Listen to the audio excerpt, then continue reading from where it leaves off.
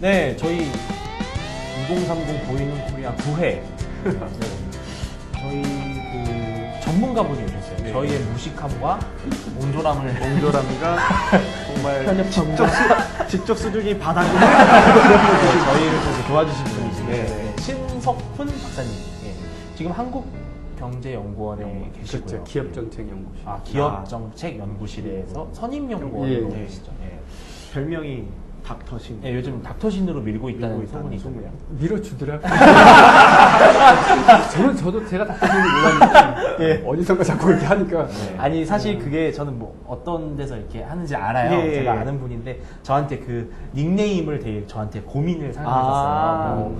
뭐 신사의 품격부터 시작해서 뭐 닥터신의 품격 뭐 여러 가지가 있었는데 예, 신품 뭐 이런 것도 있었는데 닥터신이 제일 낫다. 그래서 닥터신이 있는데 저 탈럼 진짜 재밌게 잘 네, 보고 저도 잘 있습니다. 보고 있습니다. 감사합니다.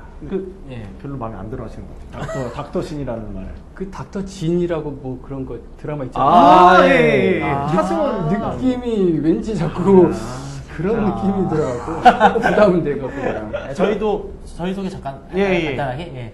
저부터 하겠습니다. 예. 저는 변종국이고요. 지금 대학원에서 나머지 공부 열심히, 아주 열심히 개강을 하는 바람에 좀 개같다. 욕하는 줄 알았어요. 아니요, 개강을 하는 바람에 열심히 공부하고 있는 변종국입니다. 네. 예, 저는 윤주영입니다. 네, 저도 열심히 나머지 시민사회 자체 나머지 활동하고 있습니다. 오늘 되게 긴장했어요. 지금 되게 긴장하고 있어요. 예, 좀 더워요. 예, 저는 윤주진입니다. 예, 저희 오늘 저번 주에 이어서 경제민주화 이제 오늘은 좀 전문적이고 좀 국민들 입장에서는 저게 뭐지? 예. 순환출자가 뭐지? 예, 대체 예. 뭐길래 저렇게 난리지? 네. 이런 것들을 좀 저희 박사님께서 진짜 재밌게 아마 설명을 해주실 것 같아요. 예, 저희가 이제 흔히 20대가 특히 되게 좋아하는 경제학 교수가 있어요. 아마 아실 텐데 이제 캠브리지에 캠브리지에 계시는 장하준 교수. 이제 얼마 전 그들이 말하지 않는 그들이 뭐 잘못 알고 있는 20 그들이 말하지 그들이 않는 세 가지 뭐 이런 책도 그 있었고. 이후에 무엇을 선택할 것인가. 예, 맞습니다. 예, 그리고 뭐 착한 사마리아인들이 네, 예전 나쁜 그렇죠. 사마리아인들이 예, 그렇죠. 착한이에요, 나쁜이에요? 나뿐이죠. 아무튼 뭐 그런 책을 되게 베스트셀러시고 또 2030에게는 진짜 어떻게 보면은 좀 되게 좀 좌파 경제학자 이렇게 알려져 있는 장하준 교수가 어제 삼성전자를 찾아가서 이런 말씀을 하셨다고 하더라고요. 사업 다각화를 하고 사업 다각화나 순환출자 이런 것들을 비난하는 것은 한국 경제 성장사를 무시하는 거다.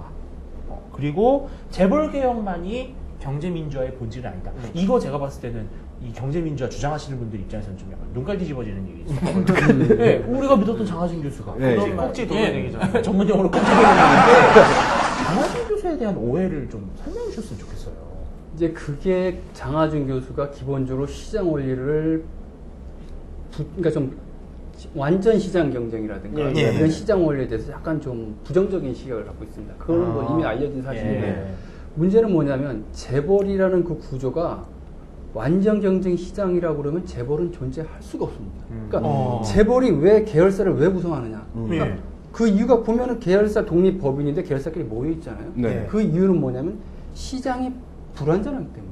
시장이라는 게 완전하면 굳이 모일 필요가 없어요. 네. 시장이 완전하다는 얘기는 거래 비용이 안 든다는 얘기죠. 예, 그렇죠. 굳이 제하고 나하고 상관없어요. 나만 잘하면 되는데. 네, 그렇죠. 근데 시장에서는 거래 비용이라는 게 소요되니까 우리가 거래할 때 그러잖아요. 이왕이면 아는 사람하고 거래해요. 그렇죠. 모르는 사람하고 설명을 해줘. 아 이건 이거고 저건 저거고 이게 다 거래 비용.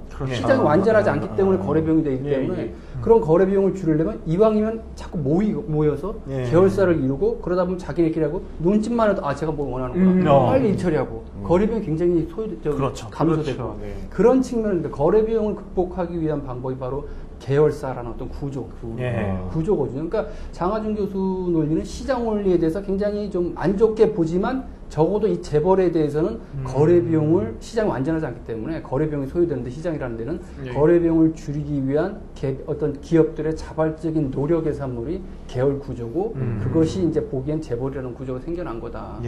만약에 이걸 시장 원리에 그냥 맡긴다는 얘기는 지금 계열사 다 끊고 철저하게 그 전문 경영 체계로 가야 되거든요. 네. 만약에 예, 그렇다면 만약에 그렇게. 완전히 철저히 어떤 자본 논리라든가 예. 시장 원리로 따지면은 예. 굳이 오너가 요만큼 갖고 있으면서 지금 재벌 구조는 이만큼의 권한을 행사하는 건데 예. 그걸 못하게 다 끊어버린다는 얘기는 가진 만큼만 해야 되거든요. 예. 한 줄을 갖고 있으면 하나 의결권. 예, 예. 이건희 회장이 1% 갖고 있으면 1%만 행사하는 얘기예요. 그럼 절대 지배 못해 다른 건. 예. 그 회사 하나만 집어서 삼성전자 하나만 관리를 하고 나머지는 전문 경영 체제로 가야 되거든요. 예. 근데 이렇게 하다 보면 전문 경영 체제라는 게 뭡니까? 주가에 굉장히 민감할 수밖에 그렇죠. 없어요. 예, 그렇죠. 아. 예. 주가가 만약에 떨어지면 주총에서 뭐가 잘려요. 짜증나요. 주총에서, 예. 근데 주가라는 게 어떻습니까? 외부에서 단기적으로 움직이잖아요. 그렇죠.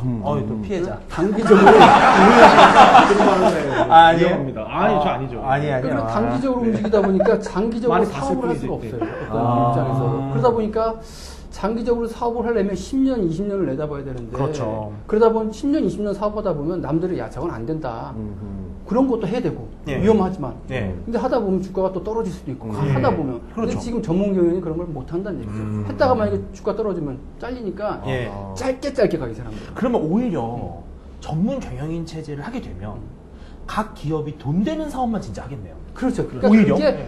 전문 경영이라 또 반드시 나쁘고 그런 건 아니에요. 네, 그렇죠. 그러니까 그렇죠. 분명한 건 네. 지배 구조에 정답은 없다라는 게 정답이에요. 정답이 근데 없다. 문제는 뭐냐면 우리나라는 소유 지배 구조가 이게 괴리가 됐다는 걸 부정적으로 보면서 예, 예. 그걸 일치시켜라. 그러니까 결국엔 극단적으로 일치시키는 건 전문 경영 체제로 가란 얘기인데 자꾸 이렇게 몰아가는 게 나쁘다는 아. 거죠. 그 사업의 특성에 맞게 어느 기업은 소유 지배 괴리가 좀 장기적인 예. 관점에서 해야 되는 예. 사업이 있고 어느 기업은 나름대로 단기적으로 전문 경영 체제가 효율적인 기업이 있고 그렇죠. 선택을 해야 되는데 그걸 일방적으로 답을 주고 이제 하다 보니까 이제 마찰이 생기는 거죠. 아니 근데 그러면은 저는 진짜 이해가 안 가는 게 그 가공자본 때문에 문제가 왜 된다고 말을 하는 거죠? 느낌이 벌써 아주 가짜라는 개념이 예. 그러니까 어감을 잘못 쓴 거예요. 아, 어감에서 용어- 가짜라고 용어사네. 용어가 예. 이게 원래 가공자본 하니까 집권 아니고 예. 왜냐면 하나 건너뛰어서 하니까. 예, 예, 예. 근데 문제는 뭐냐면 가공자본이라는 걸 좀 쉽게 인식하려면 그건 가공자본 같이 파생금융 상품이라는 사람들이 별로 의심을 안 해요. 우리 집에 항상 있으니까. 근데 예, 예. 파생금융 상품이 제일 어떤 가공자본 속성을 제일 많이 갖고 있는 거예요. 가령 2008년도에 글로벌 금융위기 때 그게 왜 터졌냐면 예. 은행들이 어떤 그 저소득층한테 해주면서 대출 채권을 갖고 담보 대출 해주면서 네네. 집을 사면서 담는 거죠. 그러니까 예.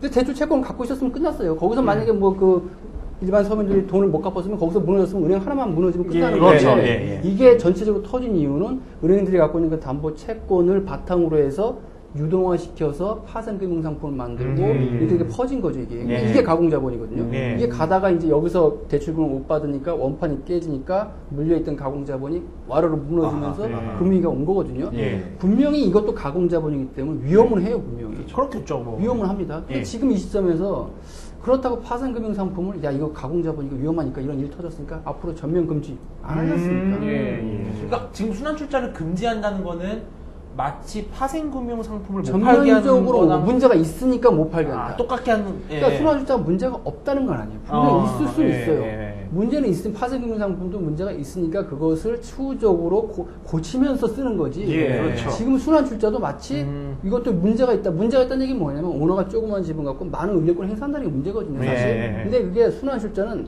공시가 돼요. 아 우리가 삼성에 순환출자 있구나. 다 알아요 이게. 네, 예. 보여요 눈에 이렇게 돌아가는 게. 예. 아는데 근데 국민들은 속는다고 하던데요? 그러니까 자기가 안 보는 거죠. 뭐.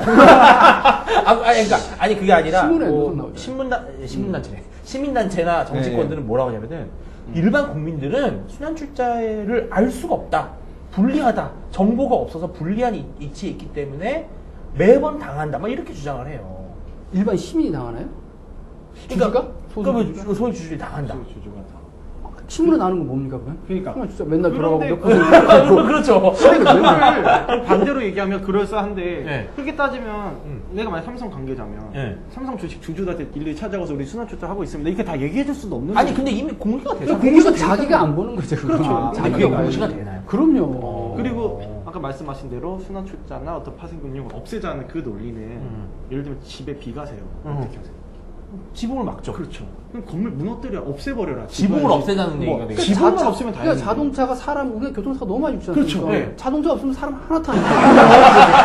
깔끔하게. 근데 그런 세상이 과연 좋은가? 그러니까 죽을 거예요. 걷다 힘들어서 그건 아니고 그러니까 순환 출자 이제 얘기 나와서 그러니까 국민들이 모른다고 하는 건 그만큼 관심이 없는 거잖아요. 그렇죠. 관심이 없는다고 하는 건 나에게 직접적 피해가 오지 않는다고 하기 그렇죠. 때문에 만약에 직접적으로 뭔가 피해가 온다고 하면 당연히 국민들의 입장에서는 뭔가 알아보고 배우게 되고 그럴 수밖에 없는데 그러니까 우리나라의 가장 네. 큰 문제는 순환 출자 자체 때문에 피해를 보는 사람은 없어요. 없죠. 네. 아. 다만 그게 위험성은 있죠, 조금. 네. 그러니까 우리나라 마인들은 뭐냐면 그런 위험성이 있으니까 아예 싹부터 애당초 애당초 잘라고 그러자. 그러면 이제 그런 문제가 안 생기겠는데 예. 문제는 그것이 갖고 있는 긍정적인 기능이라는 건 조그만 지분 갖고 많은 지배권 행사한다는 게 악용이 될 수도 있지만 뒤집어서 생각하면 장기적인 관점에서 경영을 안정적인 관점에서 예. 10년, 20년 사업을 할 수가 있거든요. 삼성전자라든가 이런 게 어떻게 컸습니까? 그렇죠. 이게 10년 전만 해도 소니하고 이게 엄청났습니다. 예. 2000년도 초만 해도 노키아 저 위에 있었어요. 지금 그렇죠. 시점에서 10년 지난 시점에서 보면 어떤 거예요?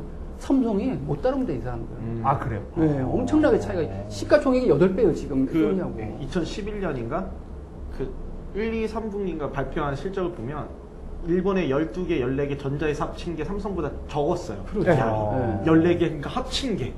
아니 근데 저도 그거 웃기는 것 같아요. 예를 들어서 삼성전자가 순환 출자 좀 하고 있잖아요. 네. 그런데 그게 위험하다. 그러면 그 주식을 왜 살 거야 사람들이? 그렇죠. 이제 공시가 그러니까 문제는 뭐냐면 순환차를 왜 했냐?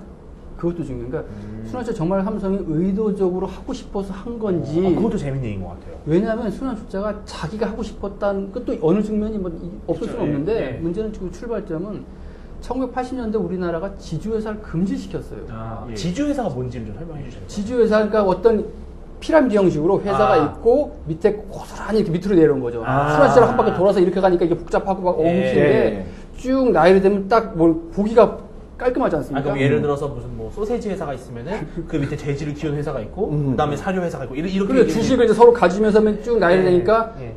관리하기가 편하죠 일단. 아, 예. 기업 집단이긴 집단인데 공시가 되고 투명하다는 얘기죠. 예. 근데 지금의 우리나라는 그게 아니라 막 꼬여있죠. 옆으로 세웠다가 예. 다시 한 바퀴 돌고 봐도 어떻게 되는지 모른다는 뭔가 얘기예요. 좀 위험해 보이고. 근데 문제는 예. 뭐냐면 우리가 80년대 지주회사를 금지시켰어요. 이게. 지주회사 금지. 그러니까 그게 이제 위험하다는 생각 그 당시에는. 지금은 당신은 지주회사가 위험해 보여요. 그렇죠.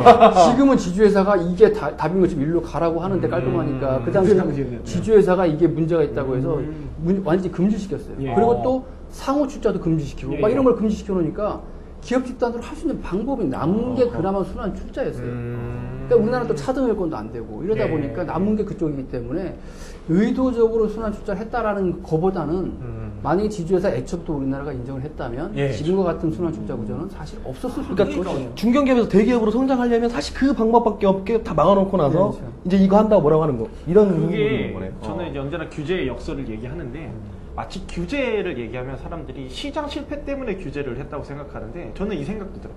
규제를 하게 한 건 어떻게 보면 그 규제가 규제를 부르게 된 거죠. 그렇죠. 처음에 내비뒀으면 내비뒀으면. 뭐 시기차고 좀 겪다가 잘 됐을 건데 네. 막아놓고 이제 와서 하니까 이제 뭐 재벌이 문제다 뭐 탐욕스러워 누가 문제다 원인 다른 데들 또 규제하려고 하고 예. 이거 해봤자 또 다른 뭐가 또 생길 것 같아요. 그러니까 어떻게 보면 정치권이 싸놓은 똥을 경제가 치우고 목사님이 죄송해요. 너무 격이 떨어지니까. 그러니까 정치권이 똥 싸놓으면 경제가 막 치워요. 똥 다 싸놓으면 똥 다 쌌네? 똥 싸. 치우고. 그러니까 그런 계속 악순환이 지금 벌어지고 있는 거예요. 그래서 처음에 어떤 걸 막아놓다 보니까 옆으로 튄 거고 지금은 이걸 또 막으니까 또 다른 데로 또 가고. 튀고 예. 그러니까 한도 끝도 없는 거예요. 그러면은 또 진짜 잘못 알고 있는 게 있어요. 그 인터넷에 보면은 야 우리나라만큼 순환 출자 허용하는 나라가 없어. 이렇게 맞아요. 또 말씀하시는 외국은 마치 거예요. 규제하는 거. 네, 예, 외국은 예. 마치 순환 출자가 없는 것처럼 하는 말씀하시는 분들인데 근데 이런 얘기를요 정말 비극적인 거는 이게 인터넷에서 하는 얘기가 아니라 정치인들도 라디오나 TV에 나와서 버젓이 그런 말씀을 하세요. 왜 그런지 아세요? 왜요? 인터넷에 보니까 일배한데요? 네. 아니, 그거 어떻게 생각하세요? 그러니까 제가 예를 하나 들어보겠습니다. 2007년도에 그러니까 유럽은 분명히 그러니까 소유집의 괴리라는 게 이게 일단 거기 그 개념부터 잡아야 되는데 굉장히 부정적인 시각 같잖아요. 예. 뭔가 이렇게 자기가 갖고 있는 것만 행사하지 왜 굳이 요만큼 갖고 있으면 이만큼을 저번을 행사하려고 하느냐. 예. 근본적인 원인을 한번 생각을 해보면 그러니까 기업 가령 제가 기업을 할 때 처음에 100원 갖고 제 거 갖고 다 하잖아요. 네. 근데 기업이 커다 보면 제 돈 갖고 안 되잖아요. 그렇죠. 주식을 발행할 수밖에 예, 없고 예, 자 외부 자본 끌어들이고 예, 예. 근데 그러다 보면 저 지분권 떨어지니까 저 경영권을 놓칠 것 같고 예. 그러면 모든 사람 그게 뭐 이건 정부 이런 게 아니라 모든 기업가는 그 상황에서 지배권을 안 뺏기고 자그 사업을 늘려보고 싶은 욕구가 있어요. 그렇죠. 그게 예. 기업가의 예, 본능일 수밖에 그럼요. 없고 그러니까 누구나 그럴 수밖에 없어요. 근데 예. 여기서 한 포인트만 찝을게요. 그렇게 사업을 늘리는 게 어떻게 보면 국민 경제에 도움이 되는 거죠. 그렇죠. 당연하죠. 근데 그렇게 하다 보면 자꾸 지분 떨어지는데 그런 예. 방법이 그러면 적은 지분 갖고 많은 어떤 지배권을 행사하는 걸 예. 유지를 시켜주는 방법을 찾아야 돼요. 그게 아. 자기 돈 갖고 안 되니까 예. 방금 지분권은 자꾸 떨어지니까 그때 생각할 수 있는 게 세 가지가 있습니다. 제일 편한 게 차등을권이라는 걸 발행하는 거죠. 차등을권. 그렇죠. 예, 예. 구글 그러니까 차등을권이라는 것은 말 그대로 차등을 주는 거거든요. 아. 원래 일주에는 의결권이 하나인데 네네. 나는 일주를 갖고 있으면서 의결권 10개, 100개를 갖겠다. 네. 반면 소수주주들은 당신들은 지배권에 대해서 별 관심이 없으니까 배당에 관심이 있으니까 배당은 배당은 내가 덜 받겠다 그 대신 아. 당신이 배당을 많이 받아라 하면서 어떤 적은 지분 갖고 많은 의결권 예. 행사하는 그런 메커니즘이 있고 그 구글이 대표적이죠. 아, 그래요? 구글이 지금 차등을권을 하고 있거든요. 예. 2004년에. 그 되게 구글 좋아해요, 저쪽분들. 난리 났어요. 우리가 구글을 배워야 된다고 맨날. 젊은 친구들 친해 직장이라고 예. 그걸 엄청 막 좋아하죠. 그러니까 구글이 2004년도에 그 하면서 주식 그 차등을권을 발행해서 경영권을 유지했습니다. 또 그 방법이 있고 그렇게 일주일권을 못하는 나라들. 우리나라죠 대표적으로. 차등을권 못합니다. 일주일권을 묶이다 보니까 네. 차등을권 못하니까 할 수 있는 방법이 뭐냐? 적은 지분 갖고 많은 의결권 행사할 수 있는 방법이 그게 바로 계열 구조죠. 아. 법인이 법인의 어떤 소유를 하게끔 함으로써 어떤 오너가 전체적인 거 토유를 할 수 있는 방법을 만드는 게 그게 바로 이제 어떤 계열사 구조, 뭐 순환출자, 상호출자, 지주회사, 피자리 구조 이런 것들이 보고 또 하나 방법은 금융계약, 파생금융상법을 이용하는 거고 주식 대차, 주식을 빌려오는 거죠. 의결권만 따로. 이렇게 여러 가지 방법이 있는데 우리나라는 차등을권이 안 되고 상호출자 금지하고 지주회사 규제하고 남는 게 순환출자거든요.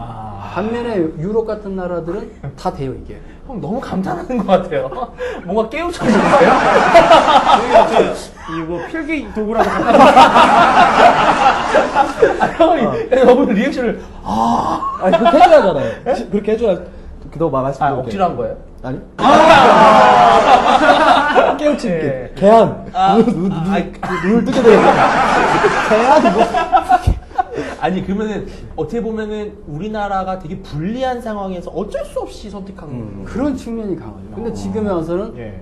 왜 순환출자는 외국에는 없는데 니들은 있느냐 얘기를 합니다. 분명히 숫자는 적어요. 많진 않아요. 문제는 뭐냐면 그 사람들은 굳이 순환출자라는 소유지배 계류 수단 중에 여러 개가 있기 때문에 차등결권, 상호출자, 뭐 피라미드 이런 게 여러 개가 있기 때문에 순환출자 굳이 할 필요가 없어요. 다른 거 많으니까. 이게 분산이 된 거죠. 이게 소유지배 계류 수단이. 선택의 카드가 그렇죠. 우리 순환출자밖에 없다. 그게밖에 선택의 카드가 없다 보니까 그렇게 한 거고. 그 경제민주화에 대해서 어떤 생각이 드세요? 좀 최근에 보시면 학자로서 그 연구원으로서.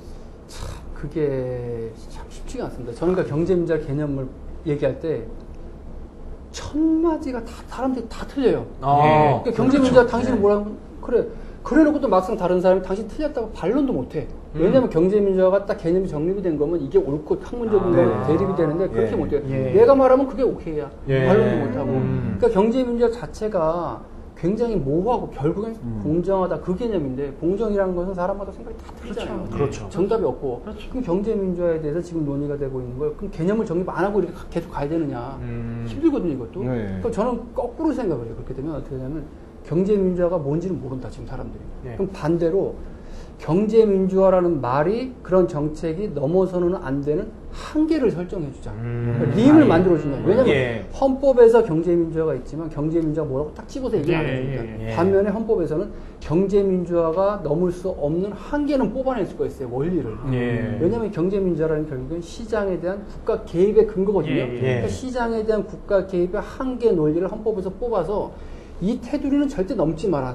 경제민주화 당신들 얘기하는 건 좋은데 이 안에서 놀아라. 일로 넘어오는 순간 이 링 밖으로 오는 거나 링 근처로 오면 이건 위험 소지가 있기 때문에 위험하다. 근데 이 링이 뭐냐면 바로 헌법재판소가 얘기한 것처럼 시장 질서와 사유재산이거든요. 이 링을 그거를 침해하면서까지 그러니까 약자의 사유재산을 보호하는 건 좋은데 그게 강자의 사유재산을 제한하면서까지 약자를 보호하는 이런 건 아니라는 거죠.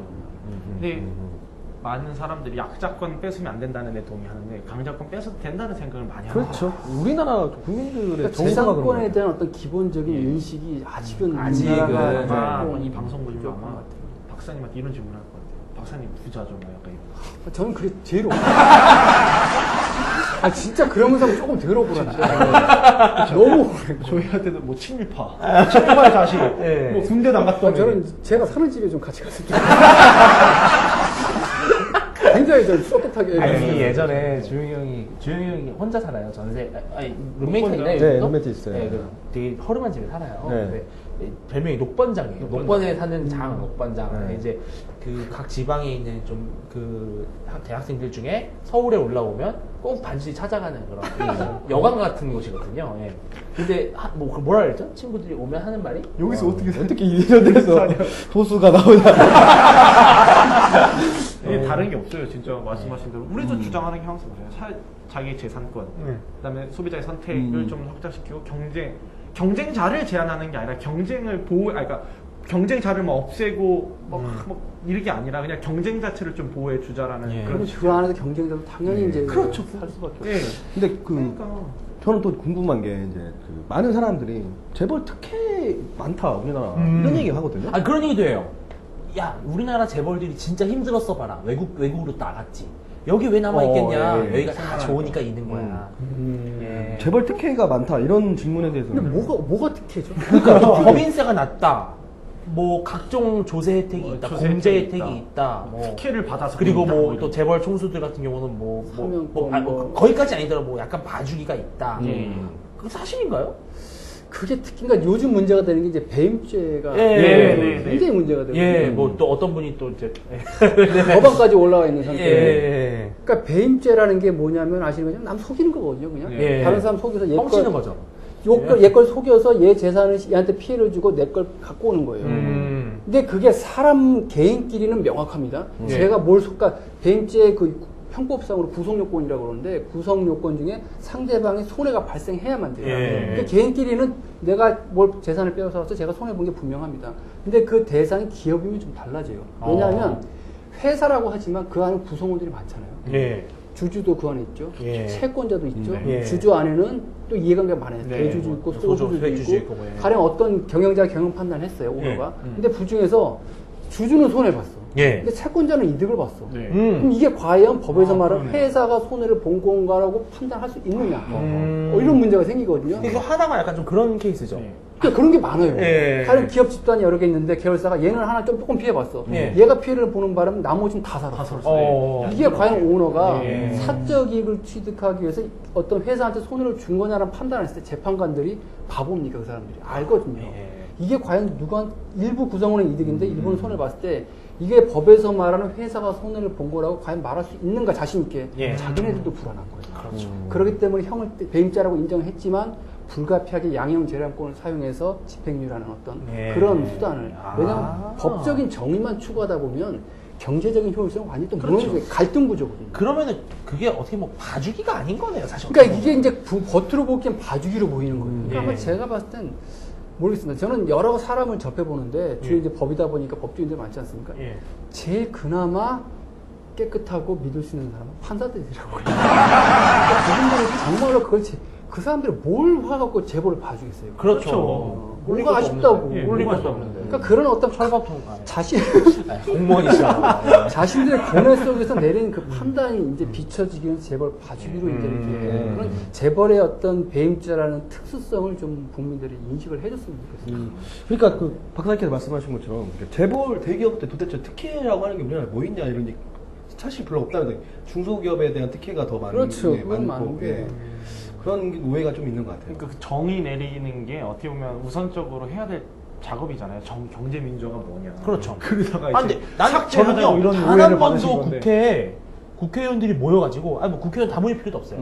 주요 국회, 뭐 주장하는 대빵들, 사람들이 각 개파의 대빵들이 다 모여가지고, 경제민주화가 뭐다라는 토론을 한 번이라도 국회에서 국민들에게 보여준 적이 있나요? 없잖아요. 못하죠. 그러니까 공정인데 거기다 뭐 어떻게 그거를 그러니까 그걸 하면 개입을 할수록 하는 제살 깎아먹게 하는 거니까. 그렇죠. 네. 그냥 하고 자기네들이 말도 안 되는 소리 했다는 게 드러나니까 예. 이제 어쩔 수 없는 거죠.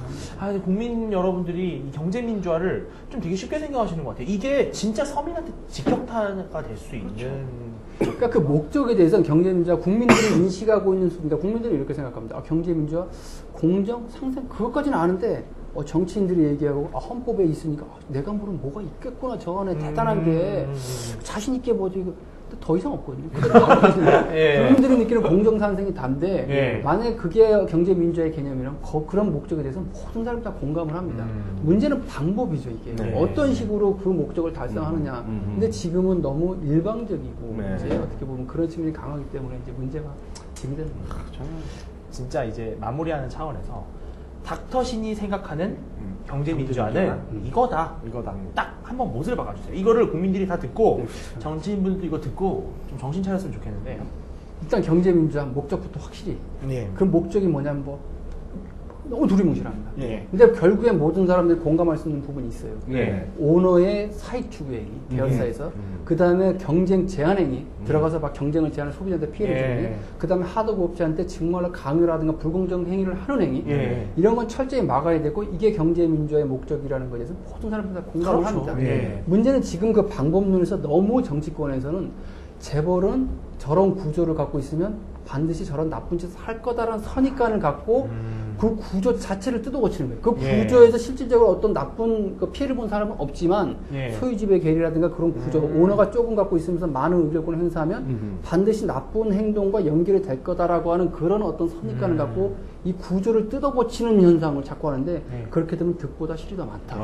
그러니까 문제는 그 사후적으로 발생한 문제들 위법성은 철저히 밝혀서 철저히 응징을 하라. 예. 그렇게 해서 정의가 구현되는 거지. 네. 지금 단계 그 너무 사전적인 단계 통제를 하다 보니까 긍정적인 측면도 같이 사장이 되고, 그러니까 물론 나쁜 측면이 줄어들겠죠. 나쁜 행동은 줄어들지만 그렇죠. 예, 예. 그 반면에 있는 게 더 많죠. 좋은 측면도 그러니까 굉장히 사후적으로 좀 그 통제. 사실 이제 경제 민주화라는 게 어떻게 보면 그런 것 같아요. 되게 근육질이고 몸 좋고 덩치 좋은 사람한테 너는 왠지 사람을 팰 것 같아. 너는 사람을 빼거나 근육을 없애라고 하는 거랑 똑같은 것 같아요. 네. 그 사람이 잘못하면 가서 처벌을 하면 되는 예, 예. 거거든요. 그 사람 나와서 뭐 금메달도 따고 그렇죠. 예. 괜히 나쁜, 그러니까 우리가 예. 대표적인 게 예를 하나 들어보면 일감몰아주기라는 게 있잖아요. 예, 예. 그걸 공정거래법상 부당지원 행위로 돼 있거든요. 예. 그거에 근거해서 하는데 공정거래법상의 부당지원 행위를 금지하는 나라가 전 세계적으로 우리나라밖에 없어요. 그러니까 우리나라 부당지원 행위가 뭐냐면 얘한테 지원을 계열사한테 지원을 해주면은 그냥 그걸 걸려버리는 거예요. 왜? 얘한테 밥을 많이 주면은 밥을 먹고 등치가 커진다는 얘기예요. 등치가 커지니까 얘가 부모가 밥을 많이 주면 얘는 분명히 놀이터 가서 애들 때릴 거다. 그 전에 밥을 주는 걸 차단하자. 내가 밥 많이 줘서 등치 커지면 외국가서 금메달 딸 수 있거든요. 그렇죠. 예. 그런 부분을 같이 사장을 시키니까 이미 우리나라는 너무나도 많은 규제, 옥죄고 있는 게 많음에도 불구하고 더 옥죄한다는 그러니까 얘기예요. 지금 문제는 뭐냐면 규제가 없는 게 아니에요. 이미 그러니까요. 있는데 이미 이제 있는데. 플러스를 더 하려고 하다 보니까 이제 과잉 문제가. 저희의 말씀을 정치인들도 많이 들으시고 국민 여러분들 많이 들으시고 한 번 더 생각해보는 계기가 됐으면 좋겠다. 그리고 올해 이제 추석 지나서 이 방송을 보셨을 텐데 가까운 친지분들께 전화를 드려서 야 경제민주화가 그런 게 아니더라. 2030 보이는 코리아를 누가 그래 이랬을 때 보이는 코리아 그러던데? 한번 봐라. 그렇게 또 권해주는 따뜻한 사회가 수요일 6시 반 사회안전 방송 꼭 네. 추천해 주시고 따뜻한 사회가 됐으면 좋겠고요. 오늘 나와주셔서 정말 감사드리고 너무 감사합니다. 되게 감사합니다. 미남이세요. 사실. 네. 그 어떻게 보면 TV 프로 단독으로 또 하나 그